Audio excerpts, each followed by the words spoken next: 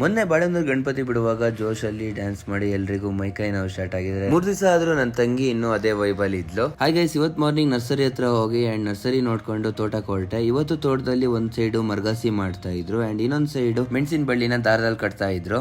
ಅದನ್ನೆಲ್ಲ ನೋಡ್ಕೊಂಡು ಇವತ್ತು ಬಾಳೆಹೊನ್ನೂರು ಕಡೆ ಹೊರಟೆ. ಇವತ್ತು ಶುಕ್ರವಾರ ಆಗಿರೋದ್ರಿಂದ ಚೌಡಿ ದೇವಸ್ಥಾನಕ್ಕೆ ಹೋಗಿ ಅಂಡ್ ಬಾಳೆಹೊನ್ನೂರಲ್ಲಿ ಪಾರ್ಕಿಂಗ್ ಅಂತೂ ಭಾರಿ ಸಮಸ್ಯೆ. ಹಾಗೆ ಮಾರಿ ದೇವಸ್ಥಾನಕ್ಕೂ ಹೋಗಿ ಅಂಡ್ ಈಶ್ವರ ದೇವಸ್ಥಾನಕ್ಕೂ ಹೋಗಿ ಕೈ ಮುಗ್ದು ಬಾಳೆಹೊನ್ನೂರಲ್ಲಿ ಕೆಲಸ ಮುಗಿಸ್ಕೊಂಡು and Kalmakki wine shop opposite ಇರೋ ನಮ್ ಚಿಕ್ಕಪ್ಪನ ಅಂಗಡಿ ಹೊರಟೆ. ಇಲ್ಲಿ ಫುಲ್ ಮಿಷಿನ್ ಕಟಿಂಗ್ ಅಂಡ್ ತುಂಬಾ ಹೈಜಿನಿಕ್ ಆಗಿ ಮೇಂಟೈನ್ ಮಾಡಿದ್ದಾರೆ. ಇದನ್ನೆಲ್ಲ ನೋಡ್ಕೊಂಡು ಮನೆಗೆ ಹೋಗುವಾಗ ರಂಭಪುರಿ ಮಠದ ಹತ್ರ ಮಕ್ಕಳು ಪ್ಲೇಟ್ ಇಟ್ಕೊಂಡು ಮಠಕ್ಕೆ ಊಟಕ್ಕೆ ಹೋಗ್ತಾ ಇದ್ರು.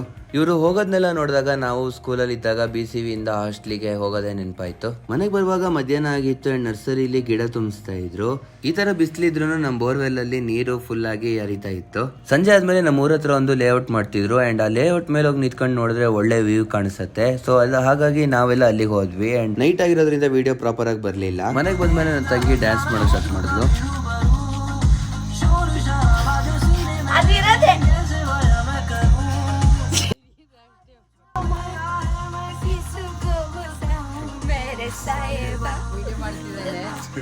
ಇಲ್ಲಿಗೆ ನನ್ನ ಮಿನಿ ಲಾಗ್ ಎಂಡ್ ಮಾಡ್ತೀನಿ ಗೈಸ್. ಬೈ ಬಾಯ್.